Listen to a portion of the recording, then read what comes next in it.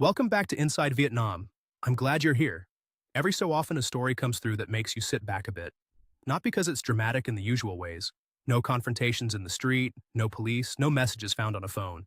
This one's quieter than that. And somehow, that makes it worse. Today's story comes from Declan. He's 54 years old from County Roscommon in the west of Ireland. Retired accountant, 28 years in public finance. The kind of man who has spent his entire working life making sure money goes exactly where it's supposed to go and not a cent further. He came to Da Nang telling himself it was a practical decision. He had a spreadsheet. He had a plan. He thought, seen enough of the world to know what he was walking into. He was wrong. But not in the way you might expect, Juan, but wrong enough that it cost him, and wrong in a way that will stay with him for a long time. This one's going to make you think. Here's his story in his own words. I want to start with a catering invoice. February 2020. I'm sitting in the finance office of Roscommon County Council, and I'm approving a catering invoice for a retirement function. Finger sandwiches, a cake with someone's name on it, enough tea to drown a horse. 47 people in the building, and I'm not one of the ones going home. That was the job. 28 years of it. Budget variances, procurement reviews, quarterly reports. I flagged a €40 discrepancy in a council canteen bill once, and I slept perfectly well that night, I can tell you. If a number was wrong, you found it. That was the work, and I was good at it. The marriage ending was not like that. There was no discrepancy I could point to. Sandra left in the spring of 2019. 4 years we were together before we married, 22 years after. She met a man at a Pilates class. I know how that sounds. I couldn't even be angry about it in an interesting way. She met a man at Pilates and she decided she wanted a different life. And that was more or less that. The settlement was, look, I've described it in financial terms so many times now that I've lost track of whether it still hurts or whether I've just got very fluent at summarizing it. She got the house in Athlone that I'd spent 15 years paying the mortgage on while she worked part-time and raised the kids. Fair enough, I'm not saying it wasn't. She got half the pension. That one stung. The legal fees came to more than the car I was left with, which was a 2017 Ford Focus with a scratch on the rear bumper that was my fault. The dog went with the house. I thought that was the worst of it. My two kids, Sierran, 26, and Aoife, 23, they sided with their mother. Not dramatically, not with shouting or accusations. Just gradually, over a few months, they stopped ringing, and when I rang them, the calls got shorter. I don't blame them entirely. I wasn't the easiest man to be around in 2019. I kept showing up to work and coming home to a rented flat in Roscommon town and watching the news and going to bed and doing it again. You can only ring your father so many times when that's what he's got to report. I kept going into the office for 18 months after the divorce was finalized, not out of dedication. I want to be clear about that. I went in because the alternative was being in the flat.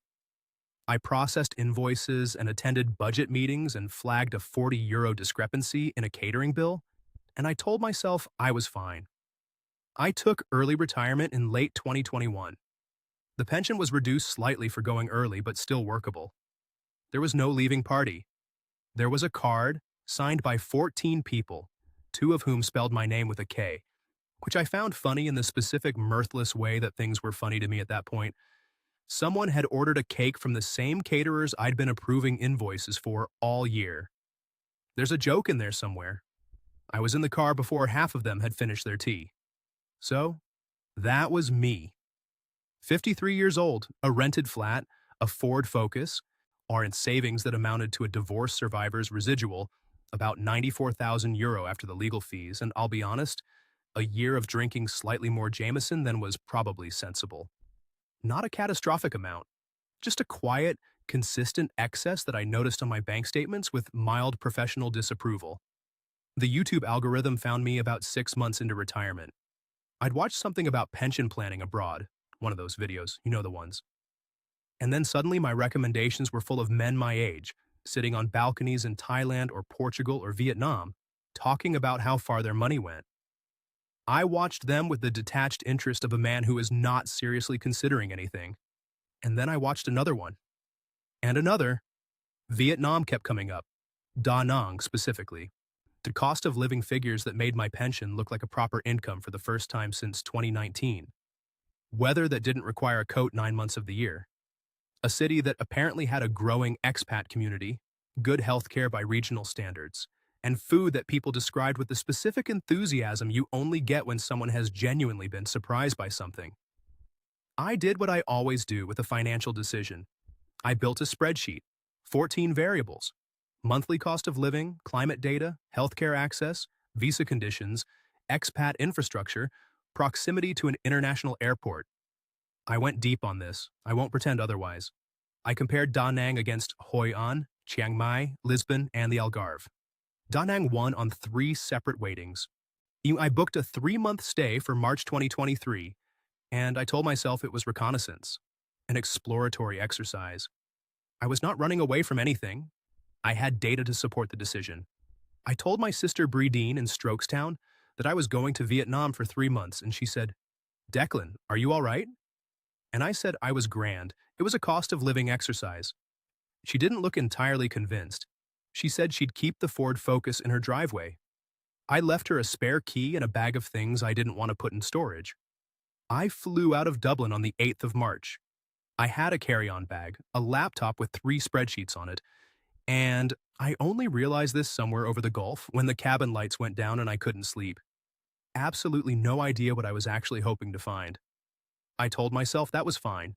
I had 14 variables. Da Nang had won. That was enough. It wasn't enough, of course. But I'm getting ahead of myself. Da Nang in March hits you before you've left the terminal. The doors slide open at arrivals and the air it lands on you, warm and thick and slightly sweet in a way I couldn't identify at first. Exhaust, probably, and something floral underneath it, and something else entirely that I later worked out was the smell of a city that runs on 2-stroke engines and fish sauce and doesn't particularly care what you think about either. I'd booked a grab from the airport. The driver was a young lad who spoke about 4 words of English and drove with the calm confidence of a man who had decided philosophically that traffic rules were more of a suggestion. I sat in the back watching the motorbikes flow around us like water around a stone. Hundreds of them, all moving at once. No apparent system, nobody dead. And I thought, right. The spreadsheet didn't have a column for this. The apartment was in An Thuong, which is the area just back from Mai Kay Beach where a lot of the expat cafes and restaurants have set up. Clean, air-conditioned, a small balcony with a partial sea view if you leaned out at the right angle. 11 million dong a month, just under €420. In Roscommon Town, I'd been paying $800 for a flat with a damp patch above the bathroom door.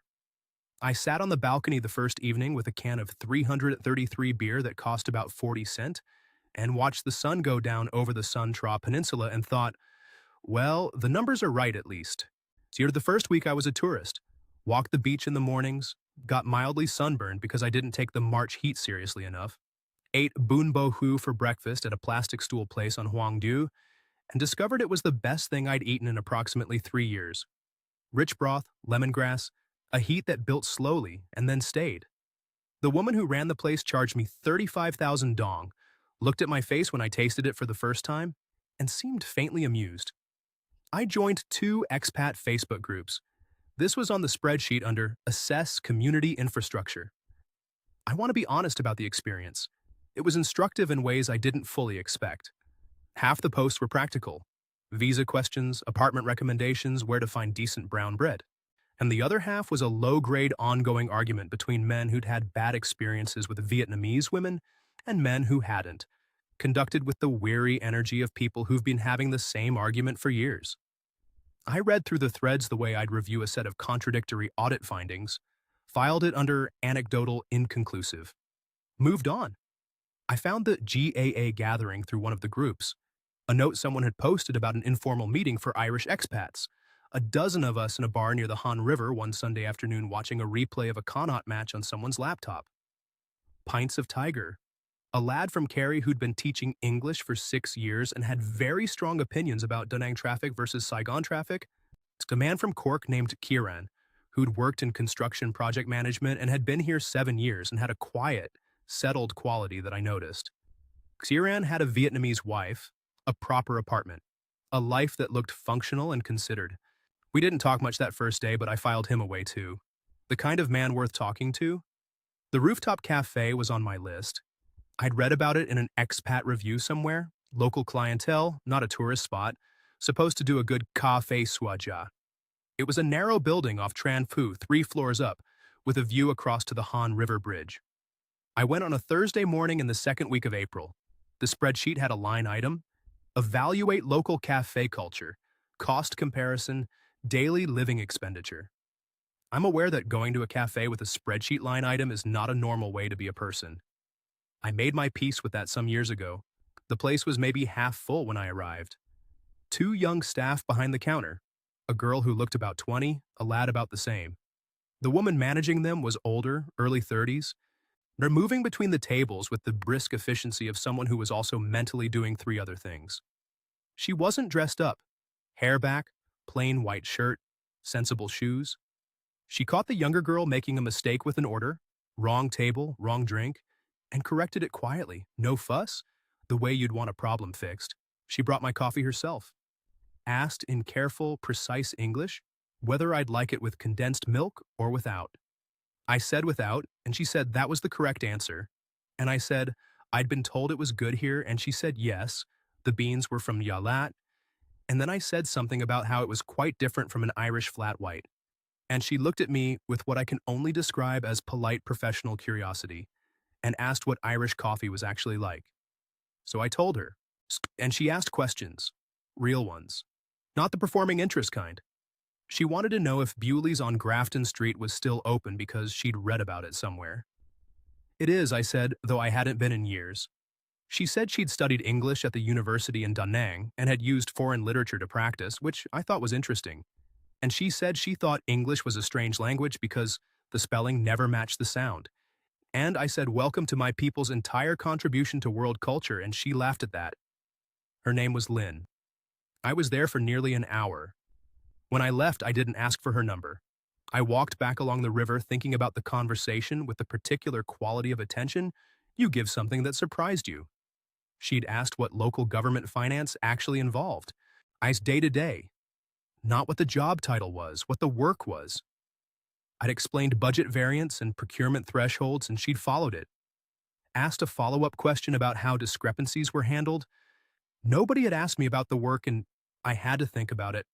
At least 18 months. Probably longer. I went back 3 days later. I told myself I was still assessing the cafe. The Safe Suaja really was excellent. And on the third visit, I stayed 2 hours, and when I left, she said she hoped she'd see me again. And I said I expected she would.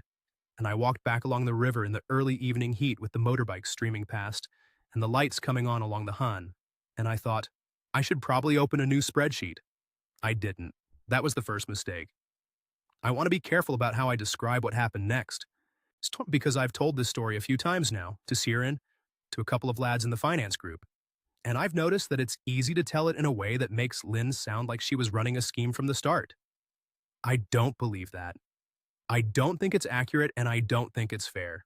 So I want to be precise about it. April into May, we were just getting to know each other. It moved slowly. That was the first thing I noticed, and the first thing that made me feel like this was different from the warnings I'd been accumulating. There was no urgency to it. She didn't manufacture intensity. We'd meet at the cafe on her break, or after her shift, and we'd walk along the Han River in the evenings when the heat had dropped a few degrees, and we'd talk about Da Nang, about Ireland, and about the particular frustrations of working for a cousin, which she felt deeply and which I found, as a man who had spent 28 years in local government, entirely sympathetic. One Sunday, she suggested Marble Mountain, the cluster of limestone hills about 10 kilometers south of the city, riddled with Buddhist pagodas and war-era tunnels. I'd been meaning to go. We took grab bikes down and spent 3 hours walking through the caves and shrines, the air cool and slightly damp inside the rock, incense burning at every altar. She told me what the different Buddhas represented without making it a lecture. She'd grown up with this. It wasn't a performance for my benefit, it was just context. I appreciated that. I am not a man who likes to be guided. She paid for the entrance tickets. I tried to stop her and she waved me off. I noted this too. Not because I'm petty about money. Well, I'm a bit petty about money if I'm honest.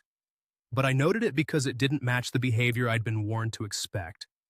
I think about what made me feel certain enough to, well, not to stop being careful exactly, but to stop looking quite so carefully. It was a combination of things.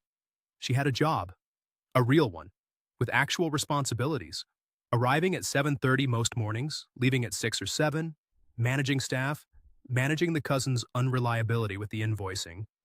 She complained about that one quite specifically, and it made me like her, the specificity of it. She had opinions about things that had nothing to do with me. She thought Da Nang was growing too fast, too many of the old local cafes being replaced by chains, maybe too much concrete going up along the beachfront. She was right about that, actually, and she had a slightly sardonic sense of humor that I recognized. Not Irish, I'm not saying that, but there was a quality to it, a willingness to find something absurd in a situation rather than precious about it that felt familiar. I am aware that I may have been finding what I was looking for. I'm aware of that. I did it anyway.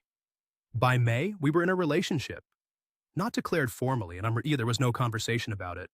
But I was meeting her 3 evenings a week. I was thinking about her when I wasn't with her. And when she introduced me to a friend of hers one evening over Bun Bit Nuong at a little place near her apartment, she introduced me as her friend in a way that had a certain loaded quality to it. Where the friend looked at me and smiled with her eyes, and I thought, right then, that's what this is. On the finances, and I have to talk about the finances, that's rather the point of all this, the first stage of it was completely normal. I paid for dinners because I had more money. She was earning a cafe management salary in a Vietnamese city. I was drawing a pension that made me, by local standards, reasonably comfortable. It would have been strange for me not to pay. Weeknights, it was maybe a few $100,000 dong, 12, 15 euro for the two of us, food and drinks. Some evenings I'd pick up a bottle of something from a shop on Le Duan on my way to meet her. The kind of expenditure you don't track because it just feels like being alive. In late May, we took a weekend trip to Hoi An, spending 2 nights in a guest house just off the old town. A narrow room with a ceiling fan and a balcony that looked onto a garden. Hoi An is about 30 kilometers down the coast, and it's the kind of place that feels like it was specifically designed to make a middle-aged Irishman feel romantic about his life choices. Lanterns hanging over the river at night, the old merchant houses, the food. We ate xiao lao at an outdoor place on Tran Phu, thick noodles, pork, the specific Hoi An herbs that apparently only grow there, or so she said. The whole weekend cost maybe 8 million dong all in. Just over 300 euro. A weekend break. Nothing remarkable. The motorbike came a few weeks after that. Her existing bike was a second-hand Honda Wave, and it had started to fail in a variety of small ways that were becoming cumulatively expensive. The quote for repairs came to about 15 million dong, around 560 euro. And she mentioned it once, almost in passing. Not as a request, but as the kind of thing you mention to someone when they're a part of your daily life. The way you'd mention a boiler that needed looking at, I offered. Immediately, without much thought. A new one, well, a newer second-hand one, was going to run about 28 million dong. That's 1,050 euro, roughly. I had 94,000, sitting in savings, earning nothing in particular. It was not a difficult decision. It felt, if I'm being exact about it, like noticing a problem and solving it. That's different from being asked. At least I thought it was different. I filed it under reasonable, proportionate, probably a one-off, and moved on. She didn't make a fuss about it. Accepted it with a proper thank you, used the bike to get to work the next morning, sent me a Zalo message that evening saying it was grand. I liked that. No drama. No excessive gratitude that starts to feel like performance. What I want you to understand, and I know how this is going to sound, coming from a man who is telling you a cautionary story, is that she cooked for me. That's not a euphemism for anything. She literally cooked. Came to the apartment one evening with a bag from the market on Ong Ich Kiem and made kom ga, chicken rice, the Da Nang version, with a turmeric broth that filled the whole flat with this extraordinary smell, rich and slightly sweet. She'd made it from memory the way her mother made it. We ate it at the small table on the balcony. When nobody had cooked for me in about 3 years. I don't say that to be pathetic. I say it because it mattered more than I expected.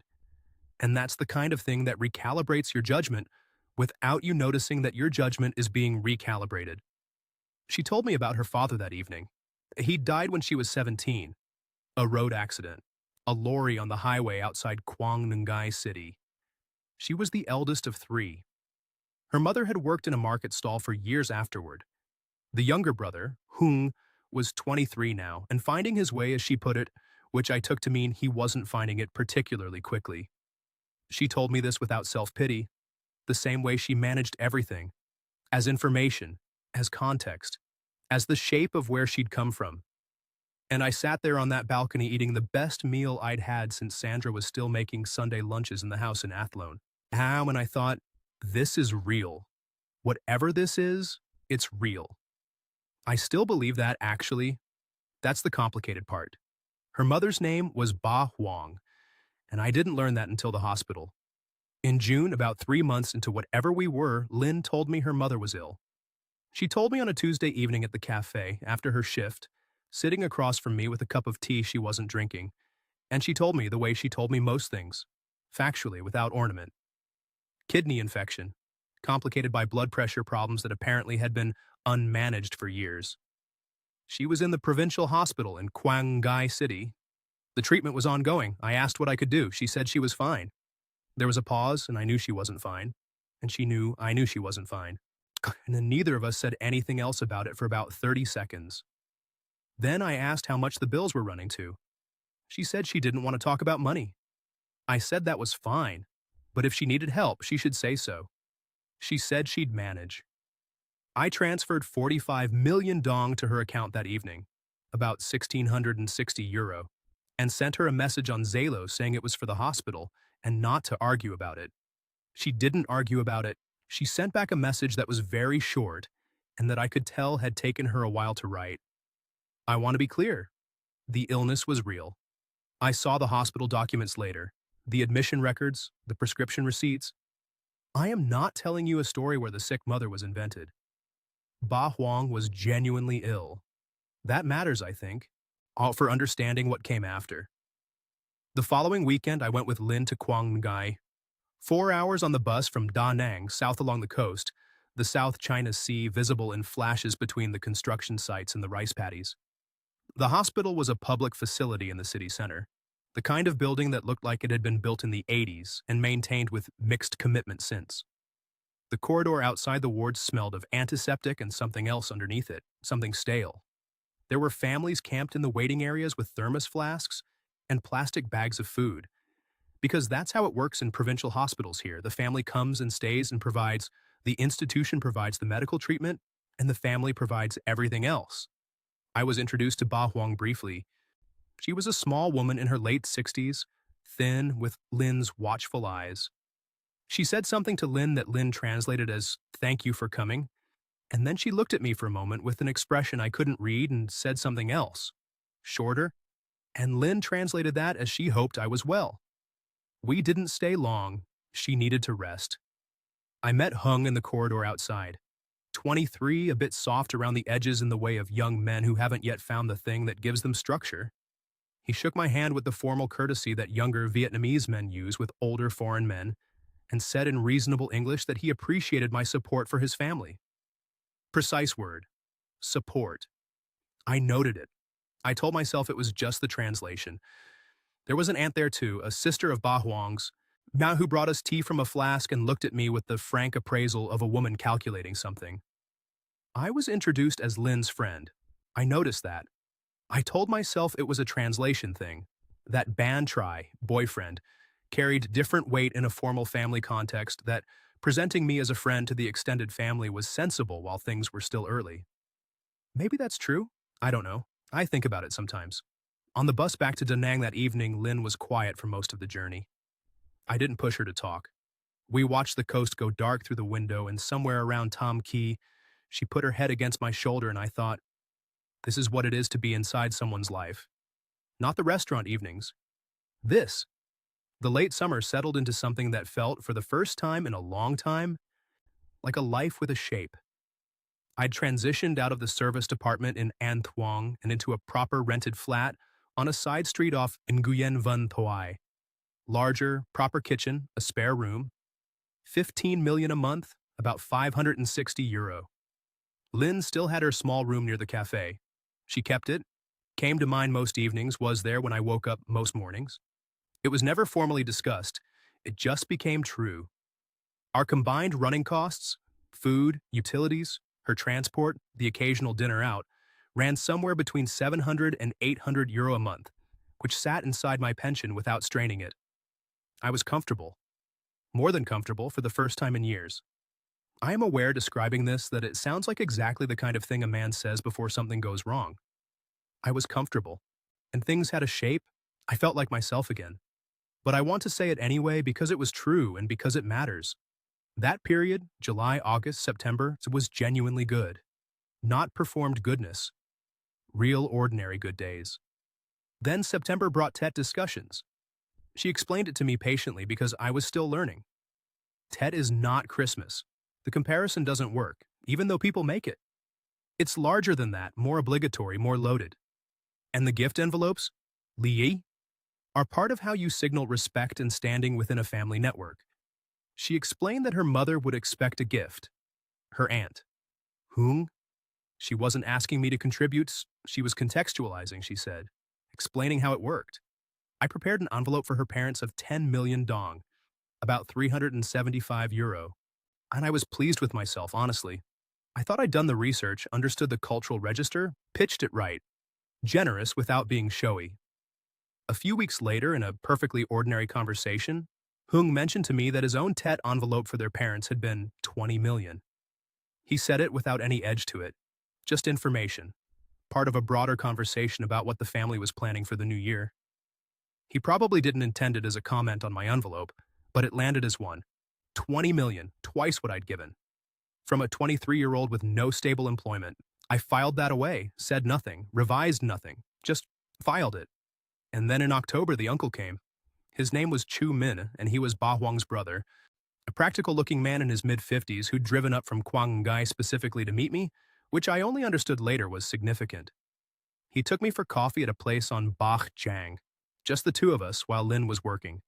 And he had the easy manner of a man who considers himself to be doing you a favor by having this conversation. He talked about the future, planning ahead.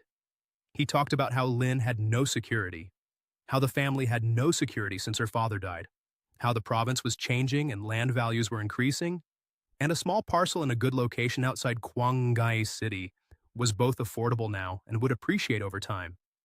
He talked about how foreigners couldn't own land in Vietnam. He mentioned this as neutral fact, the way you'd mention a traffic regulation, not as caveat or warning, which meant the land would need to be in Lynn's name. He talked about how it wasn't a large amount, really, for a man in my position. Perhaps 480 million dong. I had my phone flat on the table in front of me. I opened the calculator app while he was still talking. Divided by 27, 18,200 euro approximately. He was still talking about land prices, about the future, about planning ahead, which was, he said, what a responsible man does. The uncle framed it as planning ahead, which is not an unreasonable thing to do. I plan ahead. That's the whole problem. It was framed in language I'm fluent in. I said I would think about it.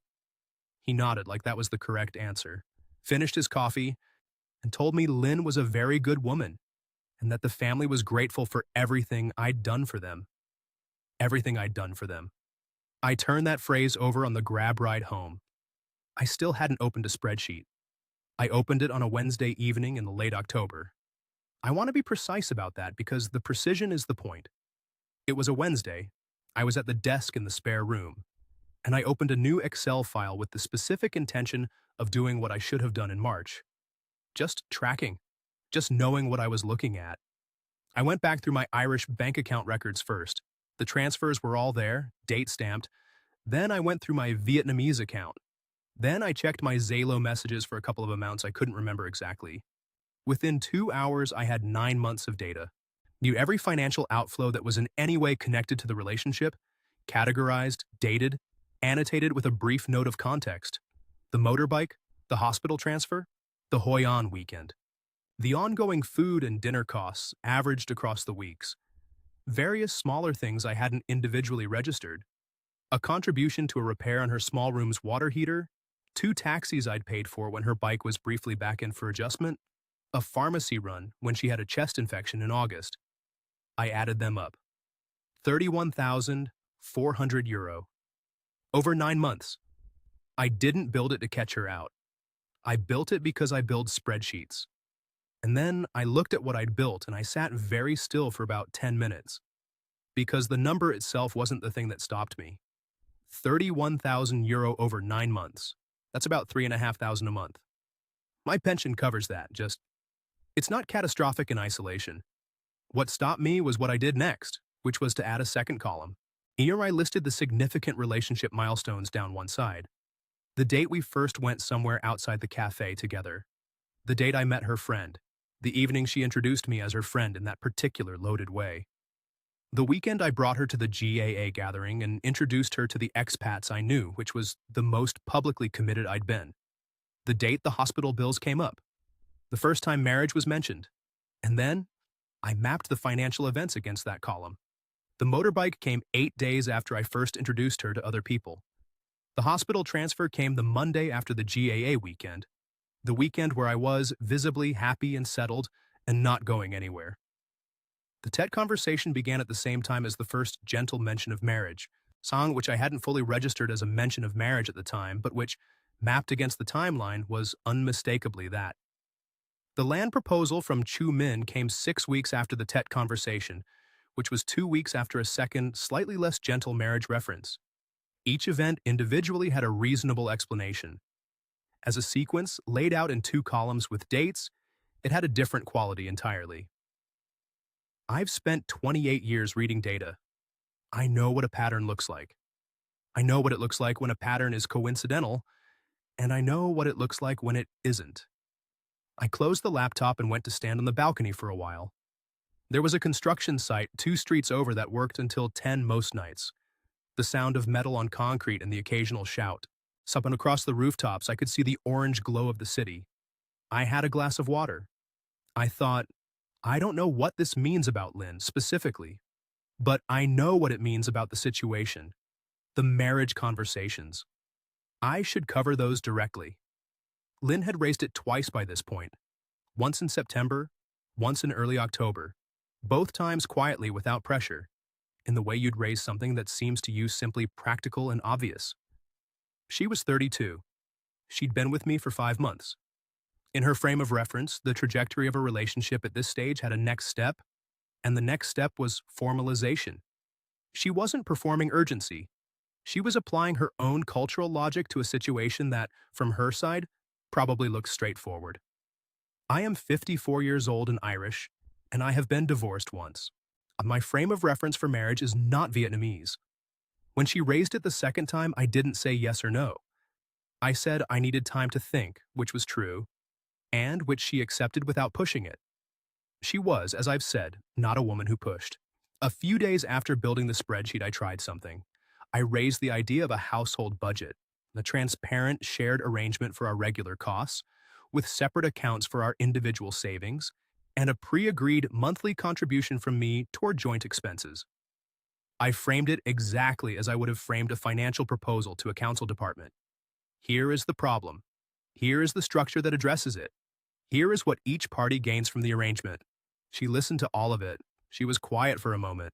Yeah, and then she said she didn't understand why I was talking about money like this, as if it were a... She used a word in Vietnamese and then stopped and said, like a business thing, like I didn't trust her. I said I wasn't talking about trust. I was talking about clarity. Those are different things. She said she understood.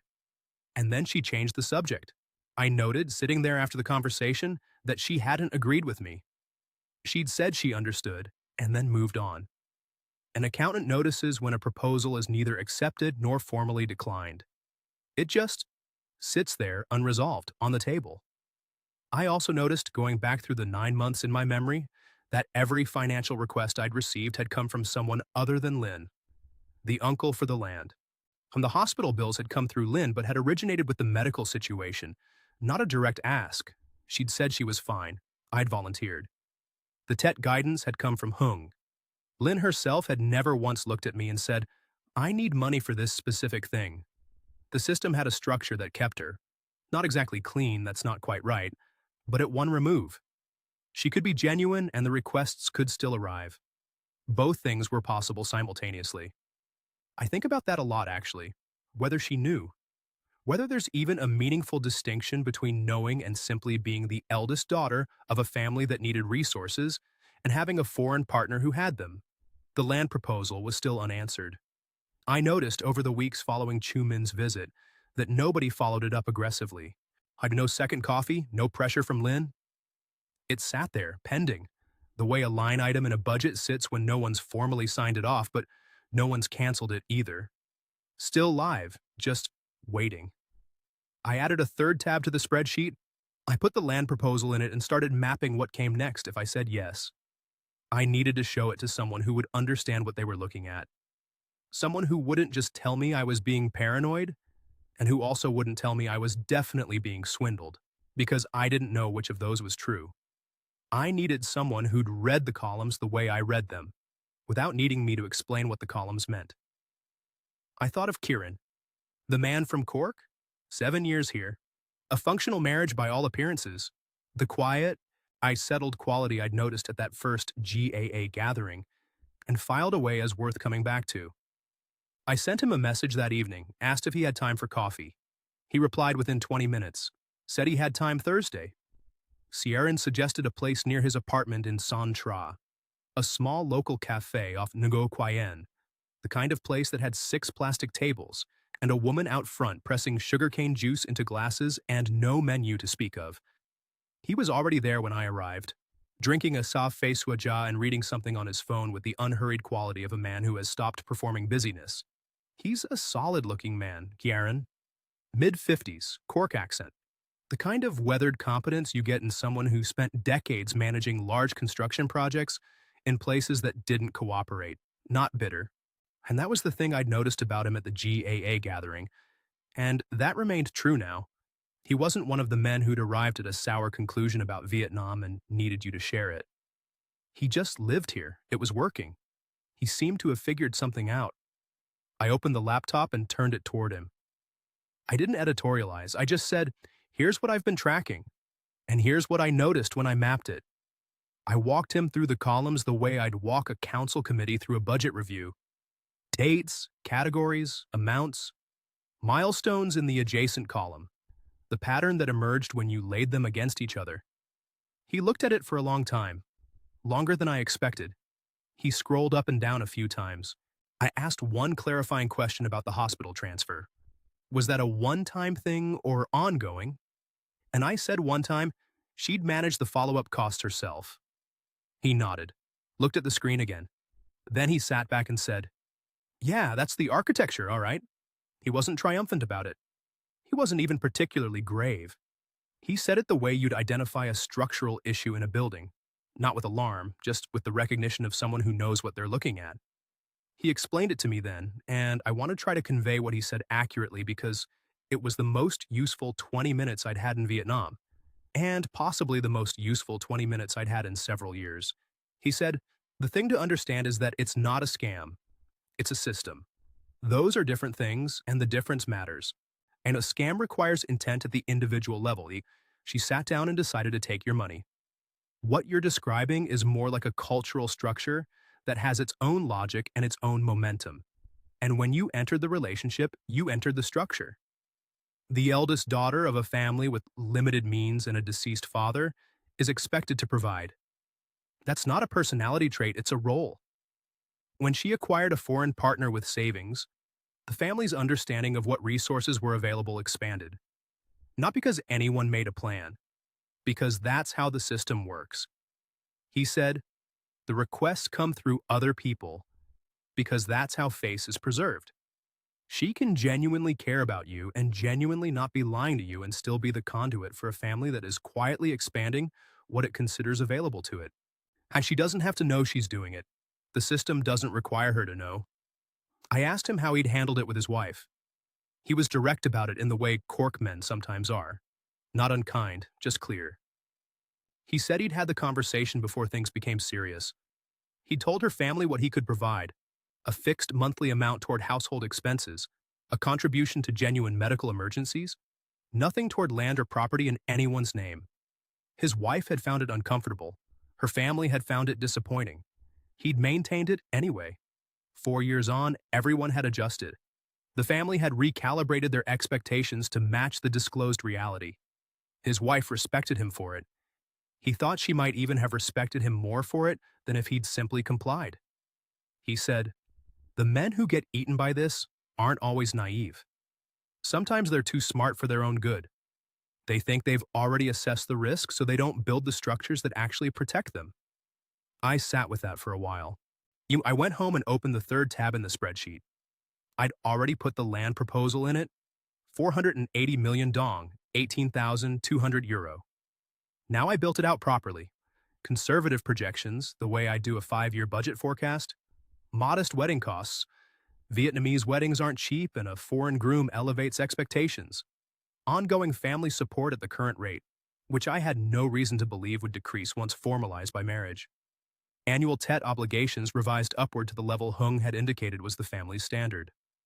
Medical costs for Ba Huang, who was in her late 60s with managed hypertension, not alarmist projections, just actuarially sensible ones. 5 years. The total came to 94,000 euro. I stared at that number for quite a while. My total savings when I'd arrived in Vietnam had been 94,000 euro. There was no version of events in which this was coincidence. I also didn't believe Lynn had sat down and calculated it. The system doesn't require her to. That was Kieran's point, and I understood it now completely. I made my decision on a Sunday morning in December, eating breakfast at the Bun Bo Hu place on Hoang Dieu, with a cup of coffee and no particular urgency. I was not going to contribute to the land. I was going to propose Kieran's structure, the one he'd implemented, the one that worked, and I was going to propose it clearly and without accusation. If Lynn could accept that framework, we could continue. If she couldn't, then I would know something important. I arranged to meet her at the rooftop cafe, the one where we'd met. I was aware that was a slightly theatrical choice for a man who claims to be unsentimental. I did it anyway. Some things deserve a proper location. It was a Tuesday evening in mid-December. The cafe was quieter than I'd ever seen it. A couple of local tables, the smell of Jalat coffee and the city noise rising from below. She was already there. She brought my coffee without being asked and sat down across from me and waited. I told her I wasn't going to contribute to the land purchase. I told her I wanted to establish clear financial arrangements for us going forward. What I could contribute, what I couldn't, what would remain in separate accounts. I told her this wasn't about distrust. It was about how I needed to operate. Those were my exact words, how I need to operate. I'm not saying I don't trust you. I'm saying I need a structure. Those are different things.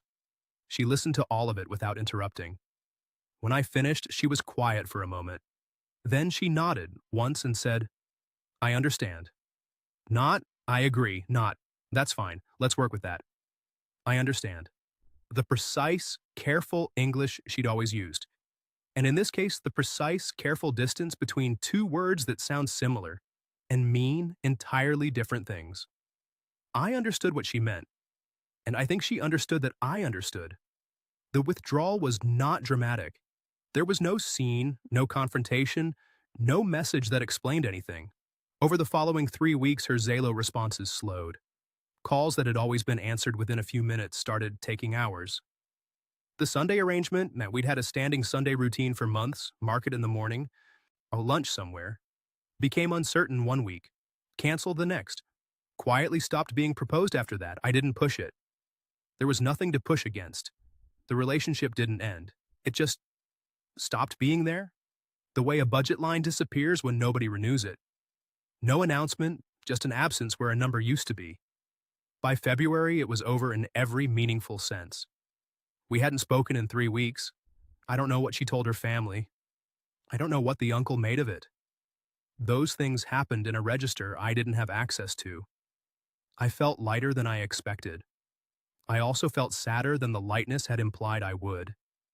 Both of those things were true, and neither of them canceled the other out. I did the final accounting on a Tuesday morning in March, about 6 weeks after the last time I'd heard from Lynn. I made myself a coffee. From a street vendor on Hoang Dieu, Café Suaja, the condensed milk version this time. I'd become less principled about it. And I sat at the desk in the spare room and I opened the spreadsheet one last time. Total outflow over 14 months, 31,400 euro. Remaining savings, 62,000 euro approximately, after allowing for ongoing living costs since the relationship ended. Pension, intact. Reduced for early retirement, yes, but paying every month into a Vietnamese bank account like a small, reliable fact. Property owned in Vietnam, none. Exposure to land purchase, zero. I looked at those numbers for about 5 minutes. Then I closed the file and I didn't open it again. That's the equivalent for me of moving on. I can't explain it to anyone who doesn't use spreadsheets the way I use spreadsheets, but closing a file is a specific act. It means the period is over. The books are closed. We're done. I had a couple of evenings that pushed towards something harder than I'd like to admit. A bottle of Jameson I'd kept in the flat that I worked through faster than was sensible. A night when I sat on the balcony watching the city and felt something very close to grief, which surprised me because I thought I was past the point of being surprised by grief. I'm 54 years old and I've been divorced and I know what grief feels like, and I still managed to be caught off guard by this particular version of it, which was smaller and more complicated and somehow worse for being both of those things. But I moved into a smaller apartment in April, sauce back toward the beach, a side street off Vo Nguyen Giap, closer to my K, 10 million dong a month and a proper sea breeze in the evenings. I hadn't needed to be in the larger flat. The larger flat had been sized for 2 people and I'd been rattling around in it. The smaller one suited me. It had a narrow balcony just wide enough for a chair and I found I liked sitting there in the mornings, more than I'd liked the bigger balcony. I noted this with some surprise. I did what any accountant worth his salt does after a project goes wrong. I ran the post-project review. What did I do wrong? I didn't build a structure at the start. That's it, fundamentally. I was so focused on not being the suspicious, paranoid foreigner that I neglected to be the organized one. I treated the relationship's finances the way a badly run council department treats its accounts. No tracking, no categorization, just approving things as they came in and hoping the annual total worked out. I know what happens to council departments that operate like that. I know it intimately. I spent 28 years cleaning them up. And I built one myself in miniature in a flat in Da Nang, and then sat in it for 14 months wondering why the numbers felt wrong. What did I do right? I didn't commit the 18,200 euro for the land. I got out before the 5-year projection could become reality. I kept 62,000 euros. I didn't get married, and I want to be specific about why that matters for anyone listening to this who's thinking about it. If I'd married Lynn, might have been entitled to a spousal visa, which is fine, but I'd also have been legally enmeshed in a relationship with financial obligations that my pension couldn't have sustained indefinitely in a country where divorce as a foreigner is complicated, expensive, and slow. The land would have gone in her name. Foreigners can't own it, and any money I put into it would have been irrecoverable. I'd have been looking at the retirement equivalent of handing over my savings and then filing the paperwork. I didn't do that. I caught it. Not quickly and not cleverly. I caught it because I eventually did the one thing I should have done in month 1, which was open a spreadsheet. I joined an expat finance group in May. It's an informal thing. A Facebook group and a monthly coffee meeting near my K at a place on Truong Sa. Mostly Western men at various stages of the experience I've been describing to you. Some of them have already lost more than they should have. Some of them are mid-entanglement and don't quite know it yet. When a newcomer mentions they've just met someone wonderful, I offer to help them build a simple tracking spreadsheet. I do this without irony and without judgment. A few of them take me up on it. I find this unexpectedly useful, not just for them. Some of them think I'm being paranoid on their behalf. The ones who come back 6 months later don't think that. So, the question the title of this video is asking, why are smart retirees hiding money from their Vietnamese wives? Here's what I actually think. They're not hiding it. They're structuring against a system. And the distinction matters enormously. And the family obligation system here is real. It is not always manipulation. Lynn's family needed support, and Lynn was the eldest daughter, and I was the foreign partner with savings. And the system absorbed me the way it was designed to absorb me, without malice, without conspiracy, because that's what it does. The protection was never about distrust. It was about clarity. separate savings accounts, disclosed limits, fixed household contributions, pre-agreed positions on family support, discussed before commitment and not after. These are not romantic propositions. They're also not disrespectful ones. Ciaran did it, and his marriage works. The structure is what makes it work. I think about Lynn sometimes, not with bitterness, with something more like, I'm not sure I have the word for it. Complicated respect, maybe. She was a genuine person who had genuine feelings for me. When she was also the eldest daughter of a family with no security since her father died, and she was in a relationship with a foreign man who had savings and no structure protecting them. Both of those things were true. Neither of them cancels the other out. I still live in Da Nang. I'm not dating anyone.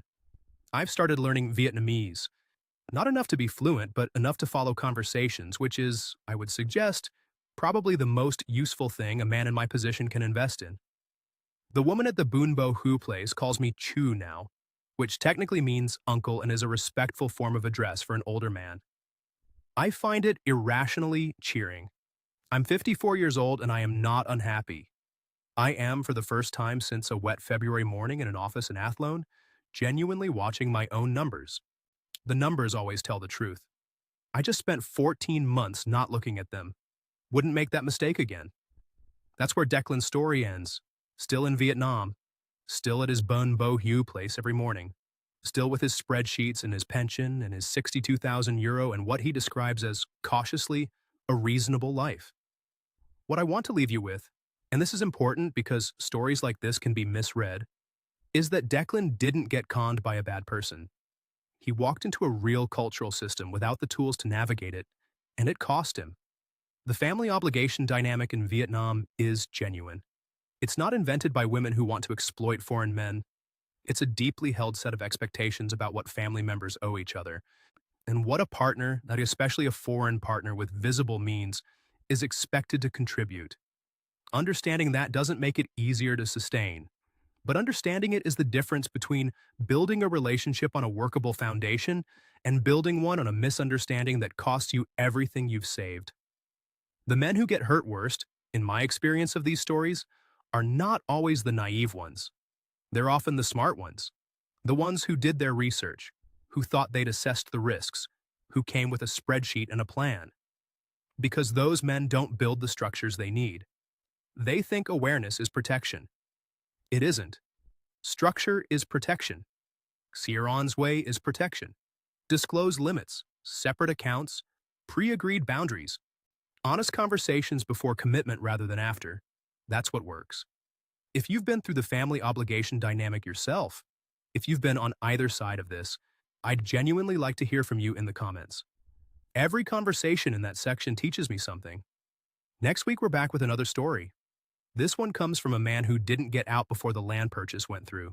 Same dynamic, very different outcome. You won't want to miss it. This has been Inside Vietnam. Thank you for watching.